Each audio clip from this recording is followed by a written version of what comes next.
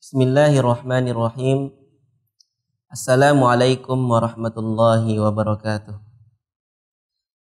Alhamdulillahi rabbil alamin. Wabihi nasta'inu ala umuri dunya waddin. Wassalatu wassalamu ala ashrafil anbiya'i wal mursalin. Wa ala alihi wa sahbihi ajma'in. Shaimin dan shaimat yang dirahmati oleh Allah subhanahu wa ta'ala.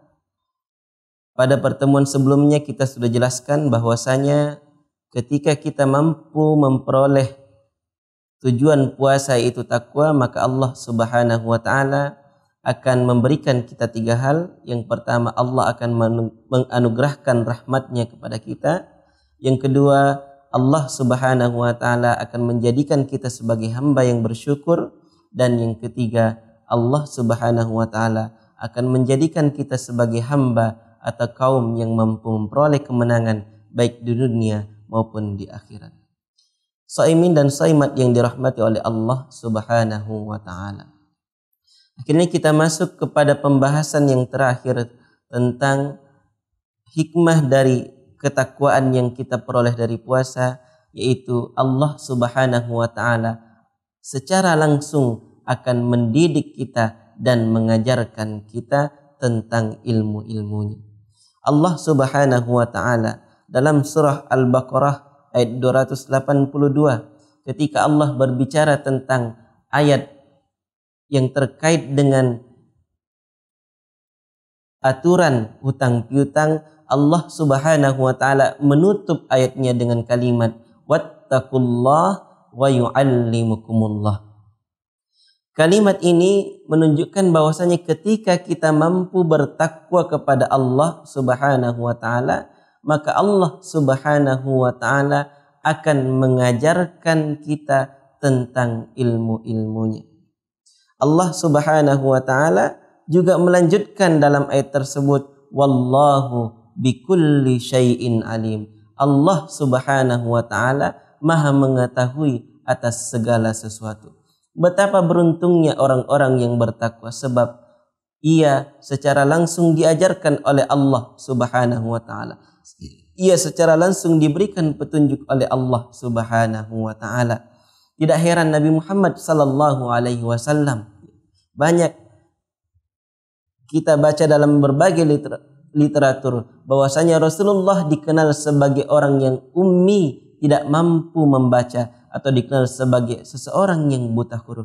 Tapi karena ketakwaannya kepada Allah subhanahu wa ta'ala, ketakutannya kepada Allah subhanahu wa ta'ala, Allah subhanahu wa ta'ala mengajarkannya sesuatu yang tidak mampu dipelajari oleh orang-orang yang pandai membaca, oleh orang-orang yang di saat itu sangat mahir dalam ilmu sastra bahasa Arab.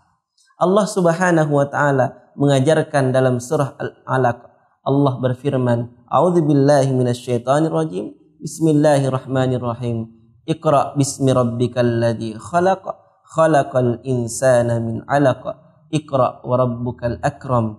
Alladzi 'allama bil qalam. 'Allamal insana ma lam ya'lam. Dalam surah ini, surah Al-Alaq, Allah subhanahu wa ta'ala berfirman, Iqra bismi rabbikal ladzi khalaq. Bacalah dengan nama Tuhanmu yang telah menciptakan kamu. Ketika Rasulullah sallallahu alaihi wasallam didatangi oleh malaikat Jibril, Rasulullah mengatakan, "Ma ana biqari." Padahal pada saat itu malaikat Jibril memerintahkannya untuk membaca. Rasulullah menjawab, "Ma ana biqari." Saya tidak mampu membaca. Lalu kemudian Jibril mengulangi kalimatnya hingga 3 kali, "Iqra, iqra." Rasulullah juga menjawab dengan jawaban yang sama, tetapi di akhir kalinya Jibril mengatakan, Iqra bismi rabbikal ladzi khalaq. Bacalah dengan nama Tuhanmu yang telah menciptakan kamu. Sebab apa? Allah subhanahu wa ta'ala 'allamal insana ma lam ya'lam. Allah lah yang mengajarkan manusia tentang apa yang tidak diketahuinya. Dengan cara itu, dengan cara menyebut nama Allah subhanahu wa ta'ala, bergantung kepada Allah subhanahu wa ta'ala, maka Rasulullah sallallahu alaihi wasallam diberikan pengetahuan yang luar biasa yang hingga saat ini masih bisa kita rasakan manfaatnya baik untuk kehidupan kita dalam beragama maupun dalam kehidupan kita bernegara.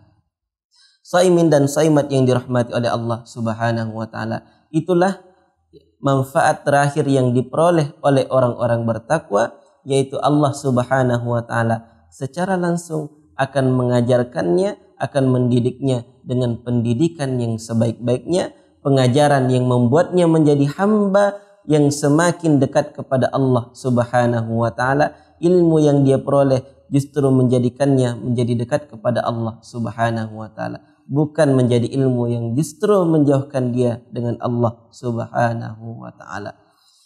Apalah gunanya ilmu yang kita miliki ketika ilmu itu tidak mampu mendekatkan diri kita kepada Allah Subhanahu wa taala.